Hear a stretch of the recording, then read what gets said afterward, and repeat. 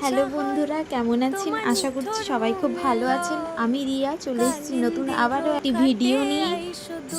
আচ্ছা বলুন তো, এই গরমে এরম ঠান্ডা ঠান্ডা শরবত খেতে কার না ভালো লাগে? আজকে আমি দই দিয়ে বেলের শরবত বানাচ্ছি। প্রথমে একটি বেলকে ভেঙে নিয়ে তার মধ্যে পরিমাণ মতো নুন, চিনি এবং টক দই দিয়ে ভালো করে মেখে নিয়ে ঠান্ডা ফ্রিজে রাখা জল দিয়ে ওপর থেকে কেটে রাখা পাতিলেবুর রস কয়েক ফোঁটা দিতে পারেন, এতে গন্ধটা ভালো আসে। আপনারা চাইলে নর্মাল জলও ব্যবহার করতে পারেন, অবশ্য আমি এখানে ফ্রিজের ঠান্ডা জলটাই ব্যবহার করেছি।